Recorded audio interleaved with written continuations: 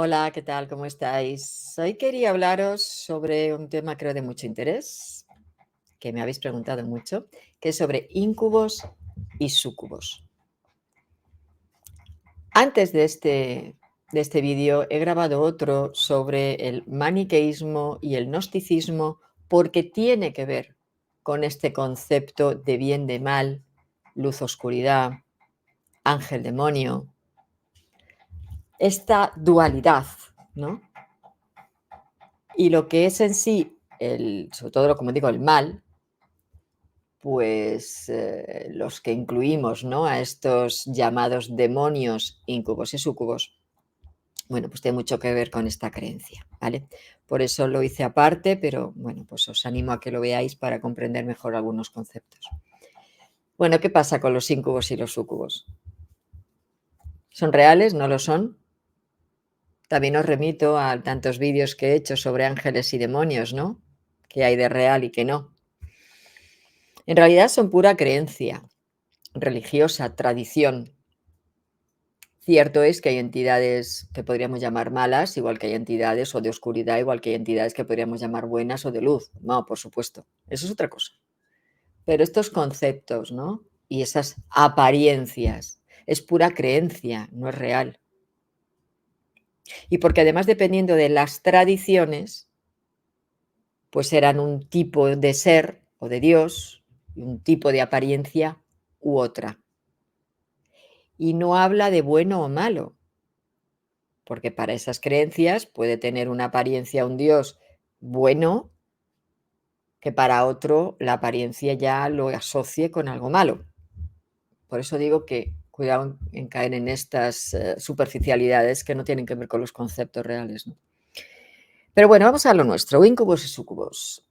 A ver, forma parte de una creencia muy antigua, muy, muy antigua, y se relaciona con diablos que se alimentan de la energía sexual de los mortales. Claro, mortales humanos, no mortales animales, ¿no?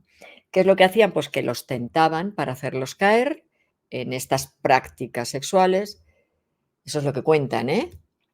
Y se nutrían de la energía de estos momentos, bueno, pues al igual que pues de lo que pudiéramos como humanos producir, ¿no?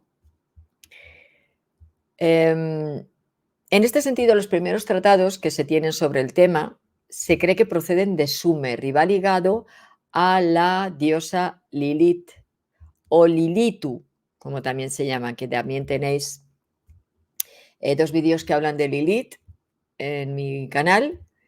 Y que creo que es uno de ellos, además es muy extensivo, está muy extenso porque es las tres caras, ¿no?, de Lilith. La consideraban un súcubo, una diosa, o sea, perdón, una demonio femenina, súcubo, ¿vale?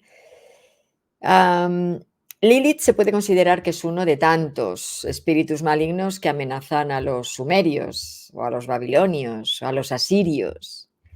Todos pensaban igual, ¿no?, que los amenazaban o acosaban en las noches, cuando descansaban, pero también durante el día, inclusive en algunos de ellos, ¿no?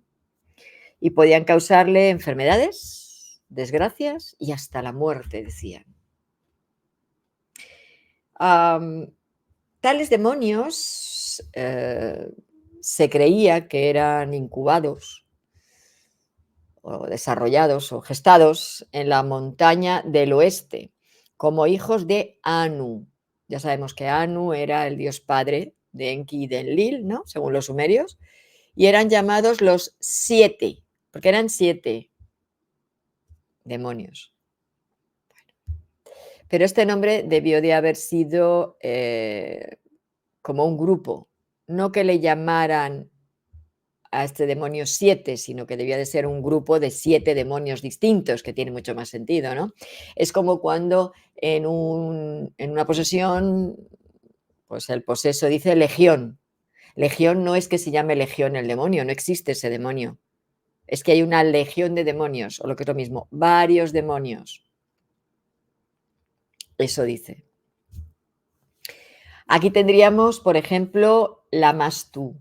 La Mastú es el terrible espíritu femenino que amenazaba a las mujeres durante el parto y les robaba a sus hijos, mientras que estaban dando a luz, mientras que estaban dándoles el pecho, ¿vale? Entonces el miedo que tenían las mujeres, pues de que perdieran a sus hijos porque este demonio se lo llevara, ¿no?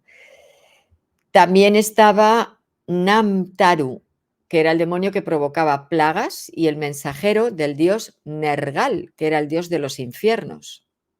Después tenemos a Rabisu, el vagabundo que andaba siempre al acecho en las entradas de las casas y en los rincones oscuros. Después estaba Pazuzu, que este es más conocido, y que era hijo del dios Hambi, que era el rey de los demonios malignos del viento. Después estaba Labasu, que era el ladrón, y luego los malignos Alu, Asaku, Gayu, Sedu y Uruku, todos demonios, lógicamente, ¿no? Y por supuesto Lilith, el más antiguo de todos ellos, como súcubo. Porque de los otros había íncubos. Íncubo es el que está encima, por lo tanto se considera que es el masculino, en lo que es en el acto, y súcubo, quien está debajo, por lo que se considera que es el femenino. Aunque se cambiaban, como ahora veremos. Pasaban de súcubo a íncubo cuando le interesaba.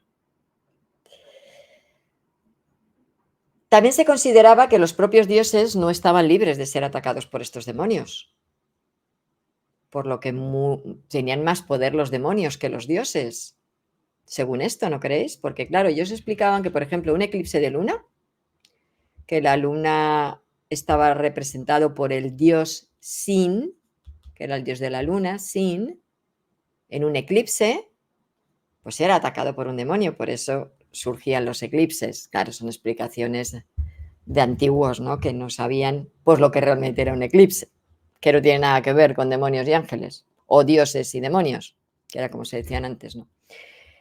Pero bueno, el hombre y la mujer, al igual que los dioses, por tanto, necesitaban protección ante estas entidades. ¿Y quiénes podían darle la protección? Las religiones. Tenían que creer en alguien o en algo para que pudieran ser protegidos pues, de muchas formas, mediante ritos, mediante amuletos, por ejemplo, encantamientos. Bueno, pues de muchas maneras ellos querían ser protegidos de estas entidades, ¿no? Y de hecho, pues hacían un montón de amuletos contra todos los demonios, pero es muy curioso que no había ningún demonio que pidiera protección contra Lilith. Con Lilith no había amuleto, con el resto sí. Por lo que imaginaros el miedo que tenía el hombre a Lilith o Lilitu y también a sus servidoras, porque ya tenía supuestamente seguidoras, ¿no? Bueno, podía ser como pues no sé, como la película de Drácula con las mujeres que están con él, ¿no? Pues sería un poco lo mismo. Aquí en realidad podríamos decir que hay como varias formas de verlo, ¿no? Primero eran demonios malignos y terroríficos, pero en realidad sus acciones diferían de las de los demás demonios que visitaban en los sueños. Sí que eran sueños lascivos y eran sueños que dejaban agotado a los hombres. En segundo lugar, era una influencia muy angustiosa, porque era como muy sorpresiva, no se lo esperaban, ¿no? Y en tercer lugar, cuando Lilith o alguna de sus servidoras habían logrado, pues, mediante sus actos, ¿no? Sus movimientos, sus palabras, el objetivo, que era que el hombre con el que estaban haciendo el acto las fecundara, porque claro, aquí la historia es que los sentían como si fueran físicas, podían hacerse sentirse como físicas, en esos sueños dicen, ¿no? Y eran fecundadas por el semen del hombre. Y de esta manera podían dar a luz a otros demonios que decían que eran monstruosos y que no tenían cara, que eran los que llamaban Gayu o Alu también, ¿no? Y que desgarraban todo aquello que podían capturar. Inclusive se reunían alrededor de el lecho de alguien que había muerto, ¿no? Y el mismo hombre que les había engendrado, se rodeaban alrededor suyo para desgarrarlo, ¿no? Y de esta manera poder apoderarse del espíritu de su padre. Y de esta manera también, pues que solamente pudiera irse con ellos a la oscuridad y no pudiera ir a la luz. Esto le hacía lo que se llama un alma errante, un espíritu errante, ¿no? Que por supuesto les tenían muchísimo miedo, tanto hombres, mujeres, niños, cualquiera, ¿no? Así que fijaros, estas súcubos, sea Lilith o sus servidoras, aparecían en los sueños a los hombres, hacían que les fecundaran, concebían a los hijos y luego los hijos iban a por ese padre humano y lo arrastraban a su espíritu lo hacían un alma errante y lo arrastraban a los infiernos para que no pudiera ir a la luz. Así que Lilith, pues, se la consideraba como el demonio de la noche, que era lo que quería decir su nombre, ¿no? Y por tanto, pues se le consideraba eso, el sucubo más antiguo de la historia. Ahora, así como he dicho, en la literatura sumeria, babilonia, siria, sí que había estos súcubos, no había íncubos. Es decir, no había un equivalente masculino a Lilith que visitara a las mujeres en sus sueños. Esto vino después, es posterior. En la antigüedad, y eso que eran sociedades patriarcales, bueno, quizá por eso, quienes eran los demonios eran las mujeres o los demonios femeninos que atacaban a los hombres, pero no había demonios masculinos, o lo que es lo mismo, íncubos, demonios sexuales, íncubos que atacaran a las mujeres. Fue a partir de mediados del segundo milenio cuando Lilith deja de coger fuerza, empieza a desaparecer. Ya ni en escrituras babilonias ni en escrituras acadias aparece Lilith. A ver, no quiere decir que no siguiera a lo mejor la tradición de que en los sueños sentían estos ataques, ¿no? De estas mujeres demonio, pero ya en los textos no. Sin embargo, en otras culturas y creencias, como puede ser en el Antiguo Testamento, ¿verdad? Que eso que está muy claro en textos rabínicos, ¿no? De los pueblos de la zona de Palestina, pues ahí sí que aparece. E inclusive aparece Lilith en los textos rabínicos, en hebreo, como incluso en el libro de Isaías aparece. Y entonces es como que salta, ¿no? De cultura a cultura. Pensemos también que los judíos fueron colonias en la zona de Babilonia y Mesopotamia, por lo que incorporaron esas creencias. Entonces, pues aquí tenemos, por ejemplo, en la predicción de Isaías, en el capítulo 8, que predice el fin de Edom, y dice que Edom se convertirá en un desierto y echará Yahvé sobre ella las cuerdas de la confusión y la plomada de la desolación, y habitarán en ella los sátiros y todos sus nobles dejarán de existir. Allí no habrá reino y desaparecerán todos sus príncipes, y en sus palacios crecerán las zarzas y en sus fortalezas las ortigas y los cardos, y serán moradas de chacales y refugio de avestruces. Perros y gatos salvajes se reunirán allí y se juntarán allí los sátiros. También allí Lilith descansará y hallará su lugar de reposo. Así que ya aparece en el Antiguo Testamento, ¿no? En realidad, bueno, pues el hecho de que aparezca es porque Lilith, bueno, pues se consideraba que era muy peligrosa y que, lógicamente, pues incluso más peligrosa, ¿no? Que dioses como podrían ser de pueblos vecinos, ¿no? Como podía ser Moloch, que era el dios moabita, o Dagán en los filisteos, o Astarte es la diosa de los sidonios, o Milcom de los amonitas, pues la consideraban la más peligrosa de todas, ¿no? Sin embargo, Lilith, donde no aparece es en el Nuevo Testamento. y tampoco en otras escrituras religiosas cristianas, solo en los judíos, como digo, los textos rabínicos, porque son los herederos de los babilonios, mesopotámicos y asirios, ¿vale? Pero luego ya no, ni siquiera en otros libros de angeología, pues tampoco.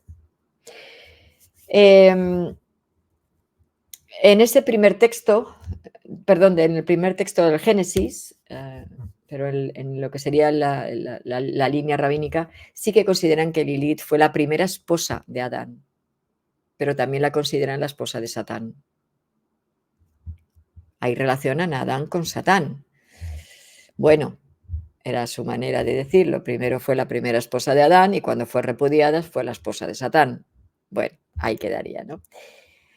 Pero en realidad el origen de los íncubos y de los súcubos vendría de otra variación del tema en la relación de Adán con Lilith, porque hay varias líneas, ¿no? Que hace de ella la personificación de una imaginación sexual, de forma que el semen de Adán no habría fecundado un espíritu real, sino que caería en el suelo, naciendo de ese semen los íncubos y los súcubos, es decir, seres que no tendrían madre.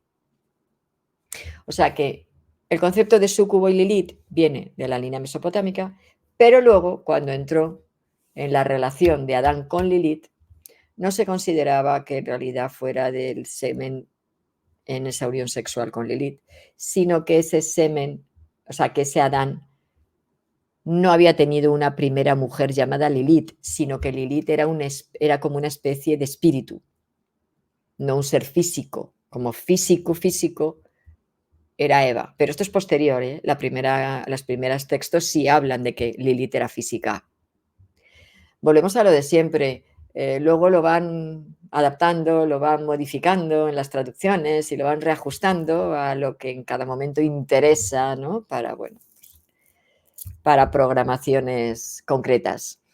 Entonces, como digo, una de las adaptaciones es esta, ¿no? Que en realidad no era un espíritu, o sea, que no era un ser real, sino que era un espíritu, y Adán, creyendo que estaba copulando con una mujer llamada Lilith, pues ese semen que caía a la tierra, pues era de ahí de donde salían.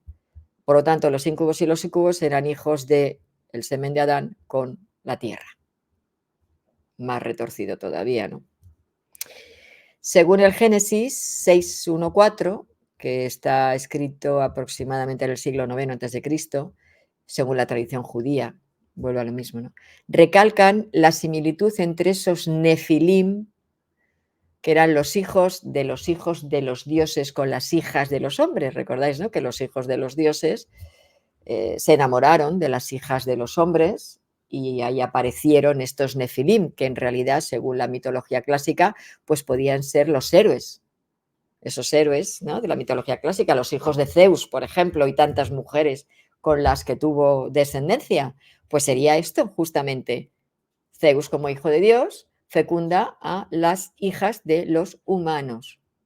Ahí aparecen estos héroes o semidioses que, según la tradición rabínica, serían los nefilim, que son los gigantes. Porque había en Palestina, antes de la conquista de los judíos, algunos pueblos que eran gigantes. Y además tienen nombre. Estos pueblos eran los Refaim, los Emim, los Zamzumim y los Anakim. Se habla en el Deuteronomio, y el Deuteronomio es un texto histórico, porque en realidad el Antiguo Testamento, bueno, y parte del Nuevo, pero aparte de que haya mucha modificación y traducciones, etcétera, pero no son libros religiosos, la Biblia es un libro histórico, político, social. Habla de las leyes que guiaban a esos pueblos, eso no es nada religioso. Entonces, en este Deuteronomio habla de estos pueblos de estatura muy alta, ¿no? Y como, por ejemplo, el rey Og, que era de Basán, fue el último de los Refaim. Fijaros que según el Deuteronomio 3:11 dice que tenía un lecho de hierro, que se ve en Rabat, de los hijos de Anón, que medía 9 codos de largo, o lo que es lo mismo, 4,5 metros, 4 metros y medio de largo, y 4 codos de ancho, o sea, 2 metros de ancho. Esto me recuerda a los sarcófagos del Serapeum. Medían lo mismo. Los sarcófagos del Serapeum eran 4,5 de largo y 2 de ancho. Juraría que eran exactamente lo mismo. El codo, que era la medida de entonces, son 50 centímetros. ¿Vale? Por eso son estas cantidades tan inmensas, ¿no? Claro, estas razas, estos pueblos, vamos, no estas razas, estos pueblos de gigantes eran anteriores al diluvio. Y el diluvio lo destruyó todo. ¿Por qué se consideraban que los gigantes eran depravados, eran malignos y que había que destruirlos? Yahvé tenía que destruirlos y por eso envió el diluvio. Hay distintas creencias, ¿no? Y en ellos tenemos a filósofos, historiadores antiguos, no estamos hablando de religión, estamos hablando, por ejemplo, de Filón de Alejandría, que era un filósofo griego de origen judío, que vivió del 13 a.C. al 54 después de Cristo. Para él los gigantes eran hijos de bribones totalmente depravados. Ahora, la tesis que más ha llegado a los tiempos modernos, la más adoptada, ¿no? Fue la del jesuita holandés Cornelius Cornelii, a Lapide se llama, ¿no? Que era del siglo XVI, autor de gran número de comentarios de casi todos los libros del Antiguo Testamento. Claro, estamos hablando ya de tiempos modernos, siglo XVI. Y ahí ya, pues, está claro que todos los que son traductores y de diferentes líneas dentro de la Iglesia, pues traducían y escribían pues lo que venían a sus cabezas. No hay nada ahí sí que no hay nada histórico, ahí es todo creencia pura y dura. Lo histórico es lo que está en la Biblia, parte de los textos de la Biblia, ¿no? Y entonces este hombre, este Cornelius Cornelii, ¿no? Dice, se ocupó de estos gigantes y llegó a la conclusión de que eran seres malignos y depravados, ¿no? También otro como Filón, pues también lo pensaba de igual manera. Entonces ahí ya, como digo, son puras creencias y en estos textos no nos podemos fiar de que fueran nada histórico, porque no lo es. Es ideología. También hay otro que es Burgensus. Burgensus era un demonólogo más contemporáneo y afirmaba que los gigantes eran demonios que habían tomado la figura de hombre de elevada estatura. Y luego hay un médico español que se llamaba Francisco Valesio. Este hombre era traductor y comentarista de obras médicas de la antigüedad y de la Edad Media, pero era un médico y decía que los gigantes eran hijos de íncubos que se habían unido a mujeres, siendo médico. Claro, era médico, pero era religioso, católico, clarísimamente. Y para él, pues siguió la misma línea de los antiguos. Íncubos que se habían unido a mujeres y daban paso a los gigantes, pues como entonces los ángeles caídos, que eran esos hijos de los dioses que se habían unido con las mujeres, daban paso a los nefilim. La misma historia, todo es igual, ¿no? Para este señor Valesio, los hijos de Dios que habían tomado a las hijas de los hombres como mujeres, en realidad eran demonios. ¿Cómo Dios podía tener hijos que eran demonios? Aquí echaba piedras sobre el propio tejado, porque supuestamente si Dios era un ser perfecto, ¿cómo podía tener hijos que eran demonios? Creencia. Porque ellos mismos se pisaban, o sea, ellos mismos echaban piedras en su propio tejado, tal y como le explicaban, ¿no? Dejaban a su Dios por los suelos.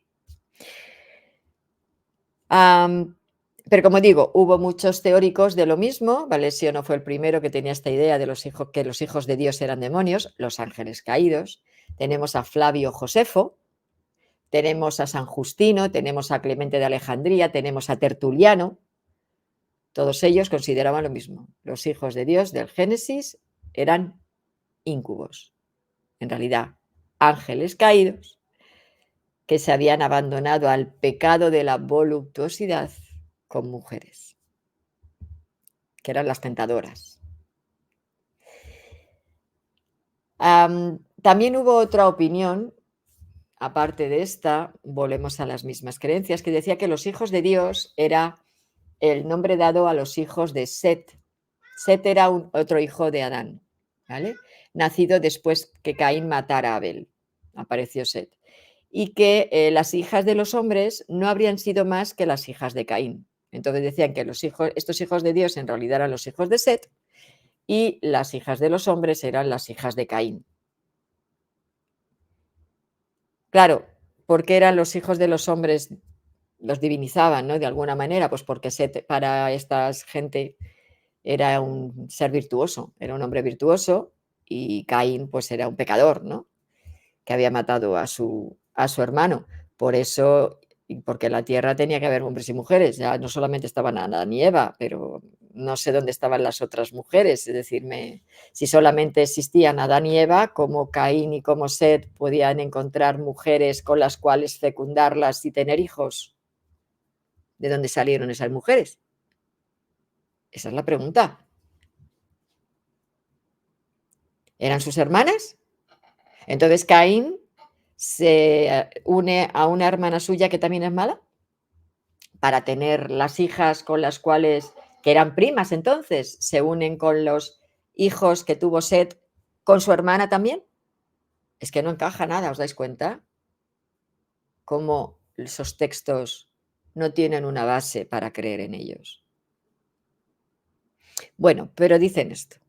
Las hijas de Caín eran esas mujeres que tentaron a los puros hijos de Set y tuvieron estos demonios, ¿vale? Esto lo afirmó un demonólogo que se llamaba Sinistrari D'Ameno, uno de los padres de la Iglesia. Y otro padre de la Iglesia, que fue San Juan Crisóstomo, fue uno de los primeros que también hizo hincapié en esta creencia, ¿no? Aunque también se creía que los demonios podían engendrar hijos con las mujeres. O sea, con las mujeres podía estar cualquiera, bueno, malo, medio, intermedio. En cualquier caso, las mujeres siempre eran las aliadas de los demonios, por tanto, no eran las que engendraban a los malos, malos, malos, misóginos en plenitud en esta antigüedad. Bueno,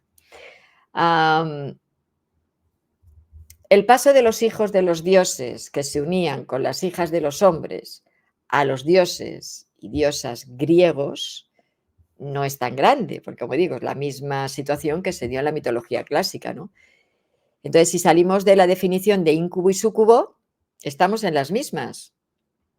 Eran espíritus que en forma humana o en otra forma, dependiendo de la intención, pues tenían relaciones con los seres humanos y ya está, y no había más historia. El sucubus busca esta unión, como la palabra indica, con la figura masculina y el íncubo, pues con la figura femenina, pero ambos pues tienen la facultad de adaptarse a los deseos de los humanos para poder engendrar. Ya está. Siempre son contactos nocturnos, eso sí, y bueno, pues es lo que decían. También decían que, por ejemplo, en el contacto nocturno con Lilith o con Lilitu dejaba sabor de boca amargo. Y de esta manera, bueno, hacía realmente que la satisfacción sexual era muy profunda, aunque, como digo, dejaban estos sabores amargos en la boca, ¿no? San Justino Mártir dijo que los ángeles se apareaban con las mujeres y de estas uniones salían demonios. Vuelvo a lo mismo, y tales demonios introdujeron el mal en el espíritu de los hombres.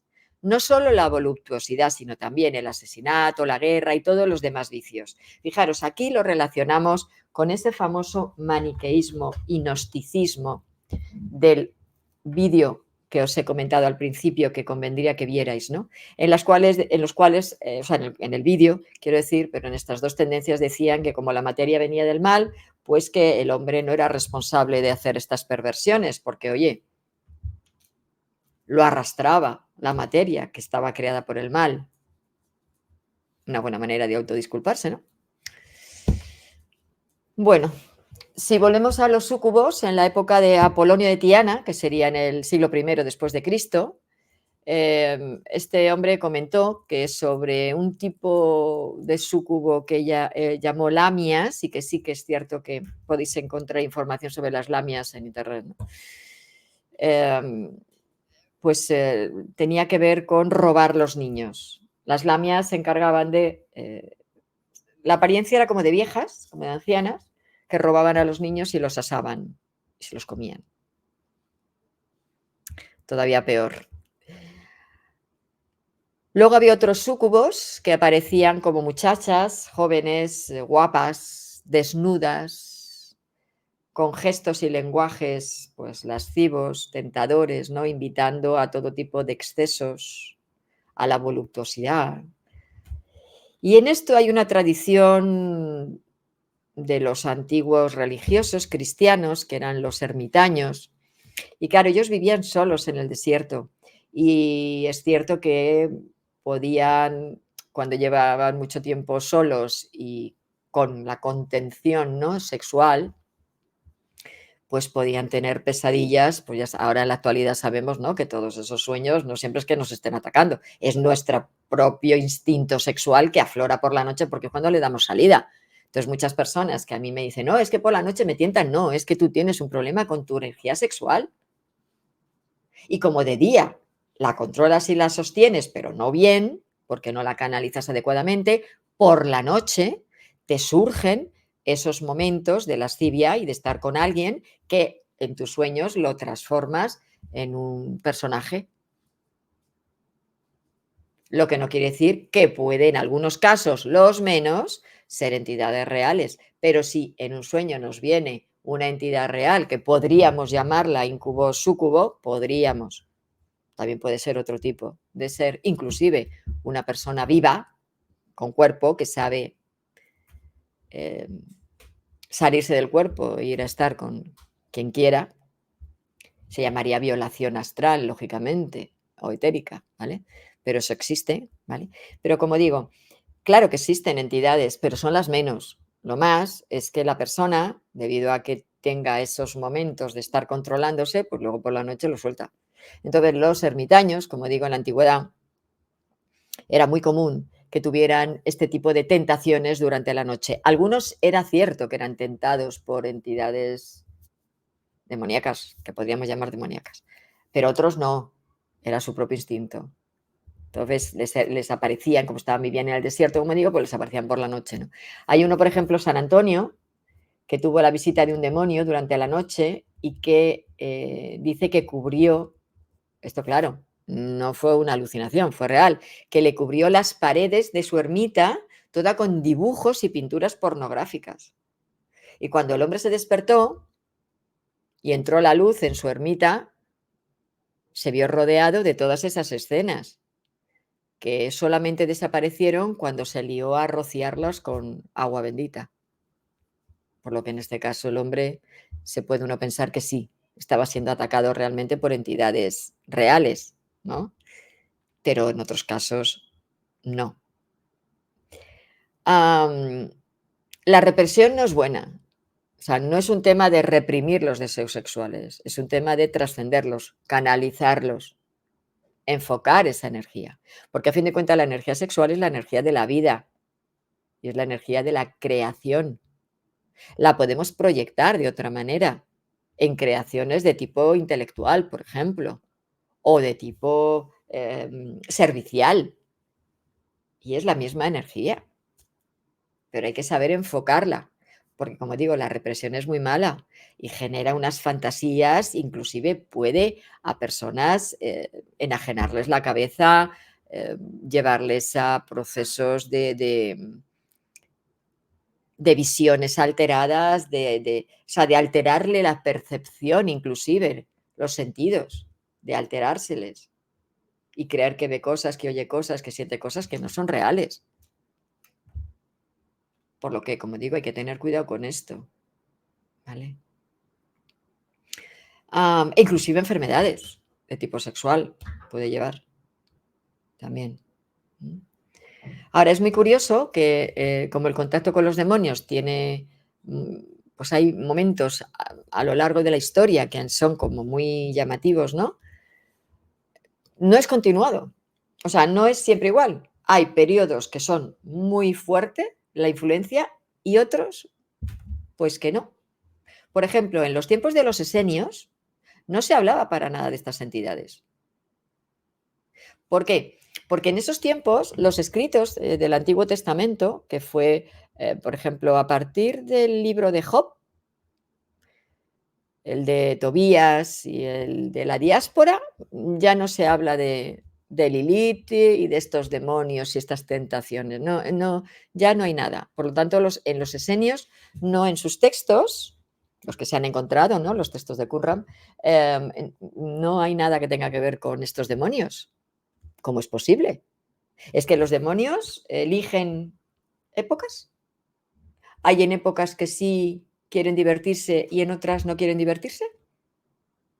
Porque los humanos seguimos siendo los mismos, ¿no? Fijaros que cuando Filón el judío, Flavio Josefo o Plinio el viejo, que son filósofos historiadores, hablan de los esenios, pues no hablan de este tema, no lo relacionan con este tema, ¿no? Claro, es cierto que en la actualidad ha llegado la idea que se tiene de los esenios es como muy bucólica, como muy espiritual y superior, y para nada. Los esenios no era eso. Los esenios era una secta judía que seguía los preceptos de los judíos palestinos. Ya está. Su origen está a principios del siglo II antes de Cristo, antes de nuestra era, ¿no? Y eran una vida muy, muy ascética, como muy estilo cátaro, con unos rituales muy marcados y una vida muy dura. Se agrupaban en comunidades, pues el estilo como ahora pueden ser los monasterios, ¿no? Tipo monástico, sí que es cierto que practicaban el celibato. Y ellos estudiaban el Antiguo Testamento sin más.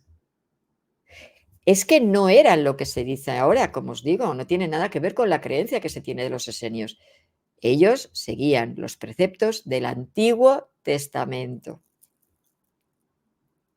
Y fijaros esos textos como son.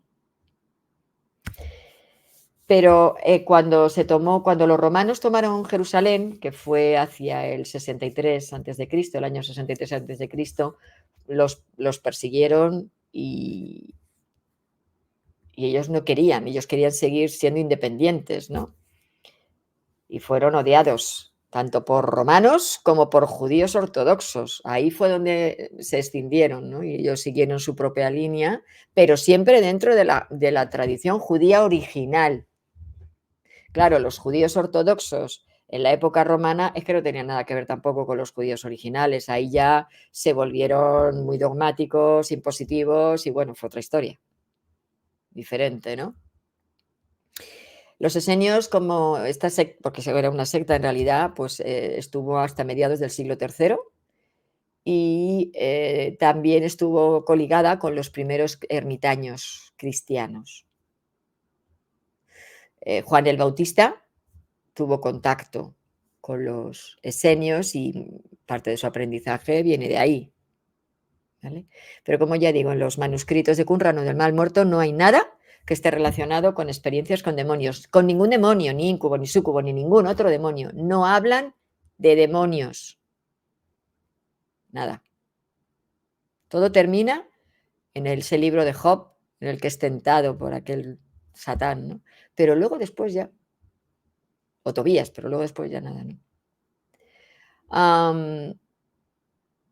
¿Qué pasa? Que después esos ermitaños cristianos, lógicamente, sí que eran cristianos, por lo que seguían los preceptos del Nuevo Testamento, lógicamente.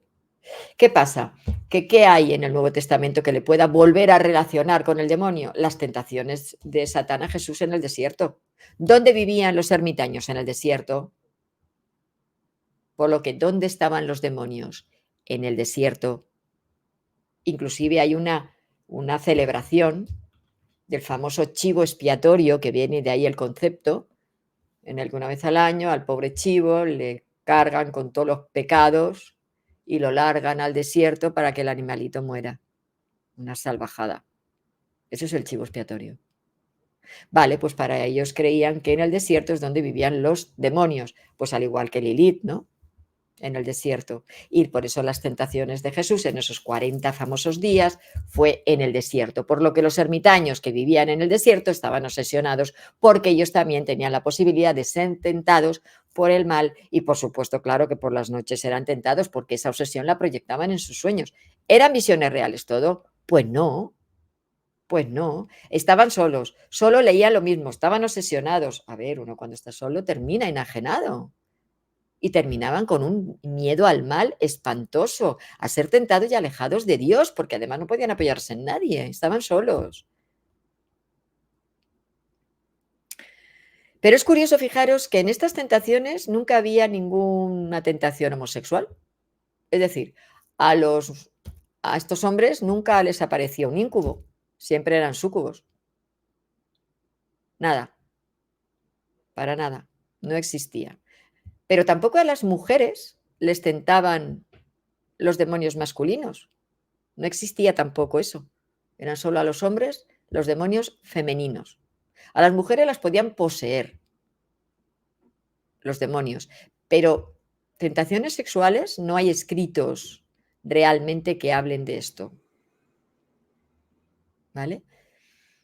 En algún momento, ya en tiempos posteriores, pues a partir del siglo V, por ejemplo, sí que empezaron a aparecer los demonios en algunos conventos, en algunos centros concretos, y ahí ya las monjas, las mujeres, podían ser tentadas. Pero en realidad, como digo, al principio no. Fijaros que Metodio, perdón, en el siglo IX, en su obra El banquete de las 10 vírgenes, marca la pauta seguida por las monjas para ser desposadas por Cristo. ¿Y cuál es la pauta? La virginidad. Claro. Es decir, exaltaban el sacrificio de la continencia sexual de la mujer por encima de la del hombre, para poder pertenecer a lo que sería esa santidad como monja, el ser virgen. Mientras que un hombre no, podía haber tenido relaciones, no tenía que ser virgen, pero luego tenía que ser casto. O sea, luego tenía que no tener más relaciones posteriores. Pero vamos, aquí se establece que las mujeres, vale, ok, pero si son vírgenes. Si no, no. Y que dices, bueno, y si eran tentadas y tenían relación con un íncubo, pero seguían siendo vírgenes. Claro, no era un hombre físico. Entonces, no había problema en este sentido, ¿no? También es cierto que, como digo, no hubo, a pesar de estas tentaciones, no hubo en ellas ningún contacto con una entidad, por ejemplo, como Satán o cualquiera de sus servidores. O sea, aún en este tiempo en el que se decía que tenían que ser vírgenes, no era tan extremo como en el caso, por ejemplo, de San Antonio, de San Jerónimo, como he dicho antes, ¿no? Otro santo, Santo Tomás, en sus Cuestiones Quodlibetales, plantea que un hombre puede ser padre y virgen. Vamos retorciendo. Si os dais cuenta, y por lo que quede después, la Iglesia tenía una verdadera obsesión con el sexo. Y todo esto es un verdadero tratado de sexo, de práctica sexual. Era una obsesión. ¿Cómo no van a soñar y van a imaginar y van a ver si estaban obsesionados con la cuestión? Así no se puede trascender nada, ni superar nada. Entonces aquí damos un salto más. El hombre puede ser padre y virgen, porque si un súcubo acumula semen del hombre, ¿y cómo lo hace? Pues ese acúmulo es de las eyaculaciones de las poluciones nocturnas, ¿no? No teniendo contacto con mujer, tienen poluciones nocturnas y entonces esas eyaculaciones lo utiliza el súcubo, los recoge y luego actúa como un íncubo para fecundar a una mujer, ya que consideraban que un demonio podía mostrarse tanto como íncubo como súcubo. Así que primero como súcubo recoge el semen del hombre y luego como íncubo fecunda a una mujer. Y de esta manera, pues hombre, es padre ese hombre, pero es virgen. ¿Por qué? Pues porque no ha copulado con nadie, pero sería padre del niño que ha tenido esa mujer, pero por intercesión de incubo, súcubo. Retorcido, ¿eh? A ver, también afirmaban que los demonios pueden poner obstáculos al contacto carnal, no solamente que pudieran tener relaciones directamente, sino que podían también entorpecer una relación de una pareja. Pues yo que sé, haciendo que uno de ellos vea feo al otro, que se lleven mal, que el hombre pues desarrolle una impotencia y entonces no pueda satisfacer a la mujer, que sean infértiles por lo que no puedan tener hijos, que puedan tener algún tipo de malformación o alteración, es decir, cualquier cosa. ¿Para qué? Para que haya problemas en esa relación y de esta manera, pues que los rompan. De hecho, hubo un tiempo en el que se consideró que podía haber separaciones si el hombre no cumplía en su matrimonio, se podía anular el matrimonio si el hombre no cumplía después de pasado un año, que luego podía ser entre 1 y 3 años, se podía anular el matrimonio y esa mujer casarse con otro.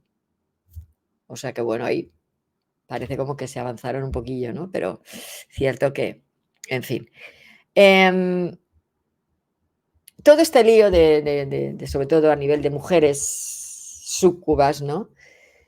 Empezó con Eva, por supuesto, con esa seducción maléfica de Eva, y porque, como digo, y esto no es, por supuesto, nada histórico, sino es puramente creencia machista, en este caso, si puedo poner esa palabra, ¿no? De los padres de la Iglesia, como podía ser Tertuliano, que consideraban ya consideraban a la mujer como que era la puerta de Satanás, que a través de la mujer entraba Satanás y llegaba al hombre. Fijaros que 8 siglos más tarde, San Pedro Damián la llamó a la misma Eva víbora venenosa, tigresa sedienta. Kramer y Sprenger en su Malleus dijeron: supera al hombre en superstición, sensualidad, mentira y frivolidad, y en su deseo de venganza, como carece de fuerza física. Esto es por las mujeres, cómo somos las mujeres, ¿verdad? Para ellos, en ese tiempo. Como carece de fuerza física, busca la alianza con el diablo y en sus encantos tiene el medio de satisfacer su lubricidad vindicativa. Alucinante. Pierre de Rastegui, que era el señor de Lancre en el siglo XVI, restableció un poco el equilibrio, ¿no?, a tanta acusación infundada a las mujeres, y dijo en su libro Incredulidad e impiedad del sortilegio plenamente convencido, vaya títulos, dijo que los médicos, filósofos, teólogos y jurisconsultos buscan las razones y las causas naturales por las cuales los hombres pueden volverse embrujados e incapaces de producir efecto alguno en su matrimonio, y han encontrado varias de las que el demonio puede servirse fácilmente para trastornar los matrimonios mejor avenidos, engañar al mundo y contentar a los brujos que han pactado en él.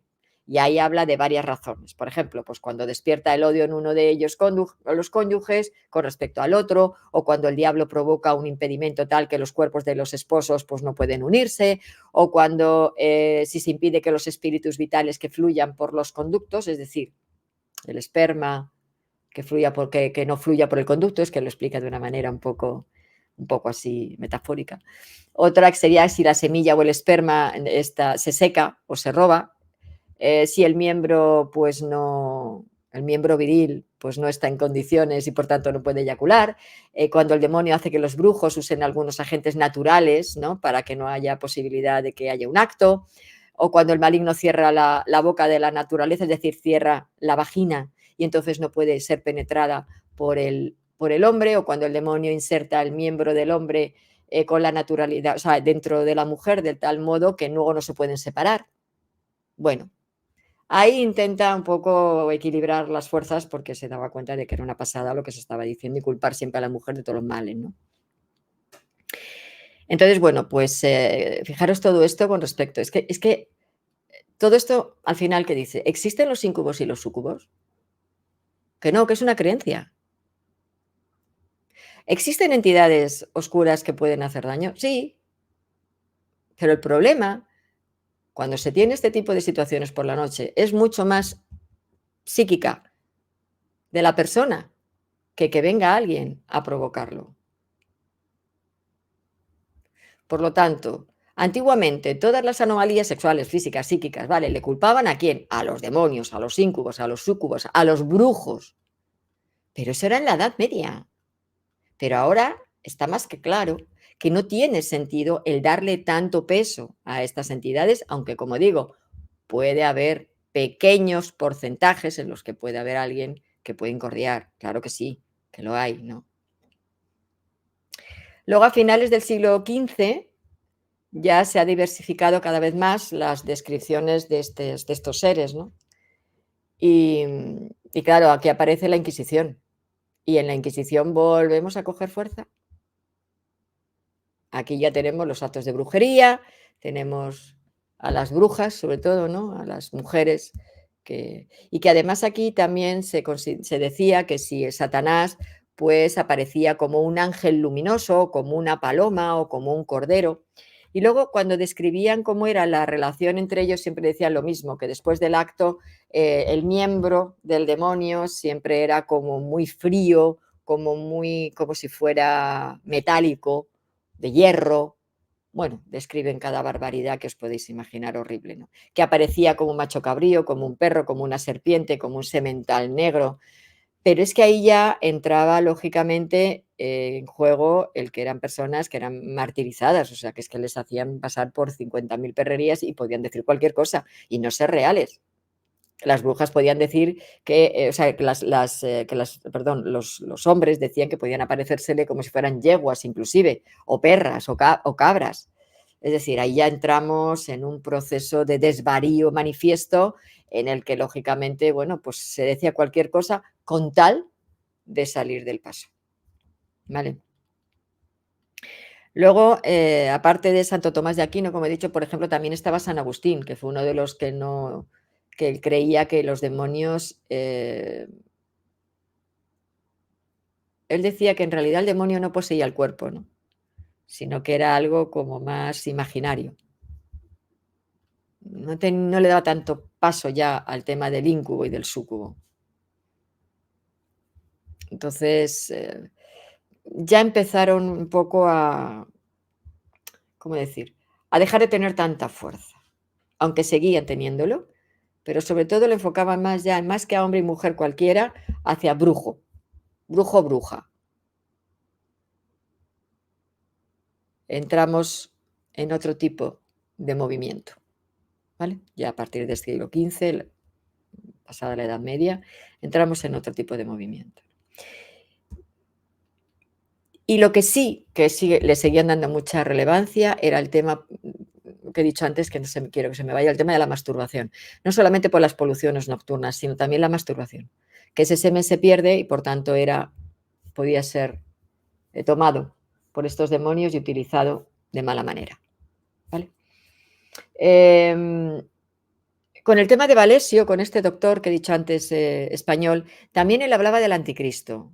Y él decía, que ahora está de moda y voy a sacar un vídeo sobre el anticristo también, él decía que el anticristo debía de ser engendrado por un demonio con una mujer.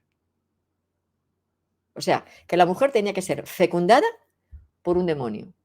Y que este anticristo debía de ser de una elevada estatura, ser más fuerte, impertinente, arrogante, astuto. O sea, le ponía un poco como los antiguos los gigantes, ¿no? Como los nefilines, un poco lo relacionaba con aquello.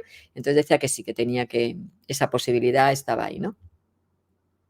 Él decía que para los demonios es muy fácil procurarse dicho semen, pues no tienen más que elegir hombres ardientes y robustos, cuyo semen sea muy copioso y con los cuales tienen como súcubos comercio carnal, y entonces eligen mujeres de la misma constitución, copulan con ellas ya como íncubos, procurando que el hombre y la mujer tengan un orgasmo más intenso que el normal para que de esta manera el semen sea más abundante.